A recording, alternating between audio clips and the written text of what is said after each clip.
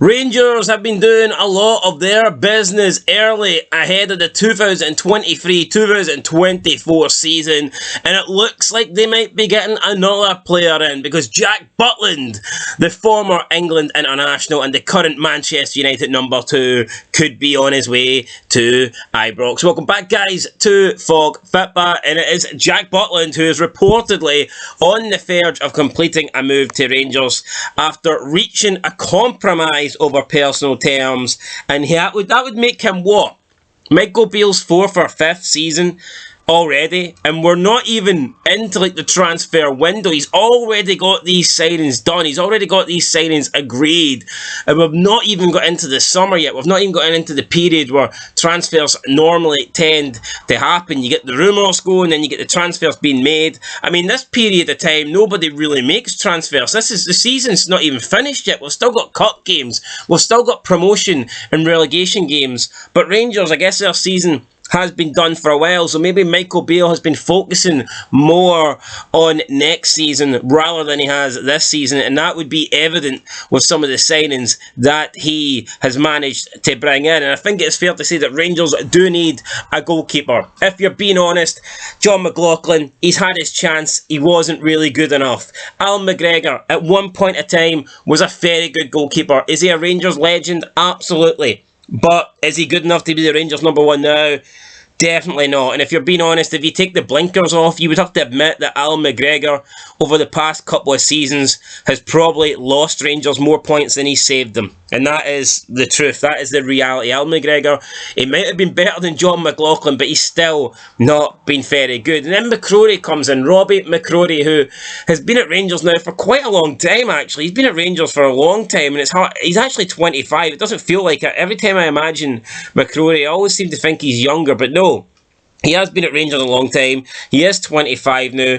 For most of that time, he has been the third choice goalkeeper.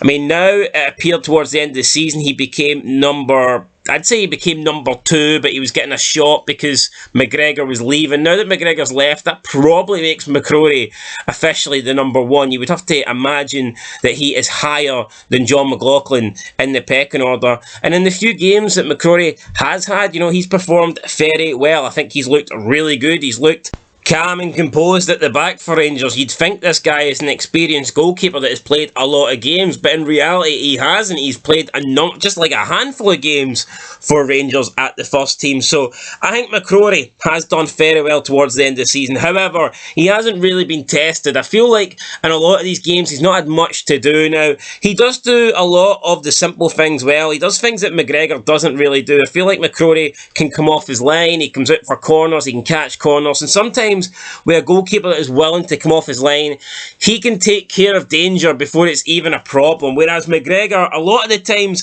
I felt like Rangers just had a goalkeeper that just would not commit to anything. A goalkeeper that was basically stuck to the line, like he had super glue on his boots and he was stuck to the line. He wouldn't come out, he wouldn't try and catch any crosses, he wouldn't catch any corners. Sometimes like through balls over the top.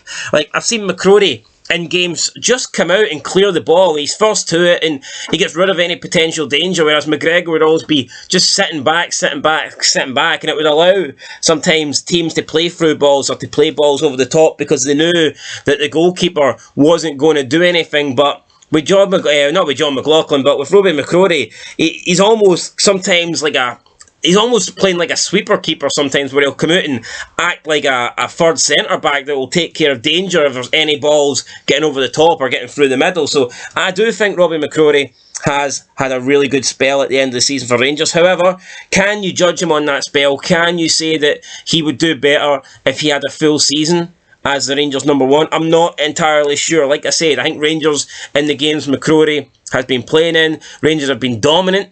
McCrorie's probably not faced as many obstacles, he's not faced as many shots and chances as the likes of McGregor and McLaughlin have had in previous seasons, like in earlier games this year and last year. I think when McCrorie's come in, this is probably the best Rangers have looked in a while. I'd say it's certainly the best they've looked under Michael Beale towards the end of the season. Even that 3-0 win against Celtic, I mean, they looked really, really good in that. And yeah, I mean, McCrorie had a couple of things to do, but I feel like he didn't have as much to do as other goalkeepers did in the previous Old Firm games. Like when you look at the opening Old Firm game in the season, the 4-0, how would McCrorie have responded? How would he have reacted? How would he have done with those chances that Celtic created in that game? It's impossible to tell. I do think McCrorie's done well, but again, it's only a small sample. You can only take so much for these couple of games that he's been in, and can we honestly say, based on the 4 or 5 matches, that he should be the number one, especially when Rangers are going into the Champions League? They'll be hoping to try and qualify for the group stage, maybe hoping to try and go one further, try and get out the group stage, if not, at least finish third. I think that has to be the aim for Rangers and Celtic this season, if they both get into the Champions League.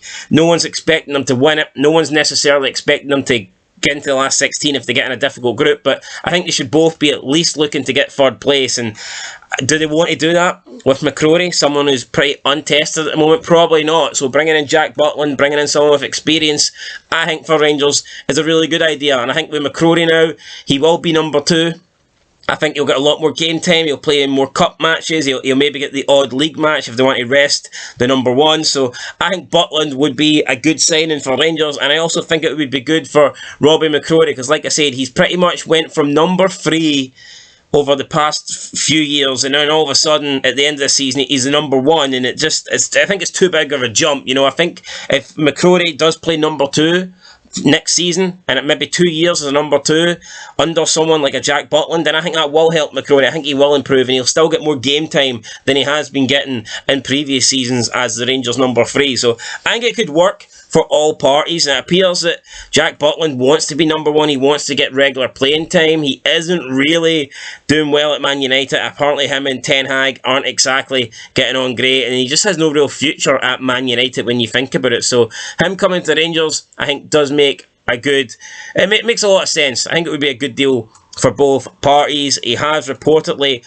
agreed personal terms after they were speaking on Tuesday night last night. So, I mean, it could be Butland will be Michael Beale's third free transfer summer signing. Now, we'll have to wait and see. Obviously, Kieran Dowell's came in, Dujon Sterling's come in, so Rangers have got some free transfers in already. And if they can get Butland, I think that would be a great addition to the Rangers team. Anyway, guys, that's it. Let us know your thoughts down below. Jack Butland, do you want him for Rangers? Do you not want him for Rangers? Or do you think Robbie McCrorie deserves to be number 1 for a season? Personally, I wouldn't take the risk. I think McCrorie as a number 2 would be good. And then who knows, maybe down the line he could become number 1. But I just can't say that he should be the number 1 keeper based on this small sample size of like 4 or 5 games, because it's not enough in my opinion. Anyway, guys, that's it. I'll catch you in the next one. Bean Fog Football. Thanks for watching. Make sure you leave a like, subscribe and comment, and I'll see you in the next one. Peace.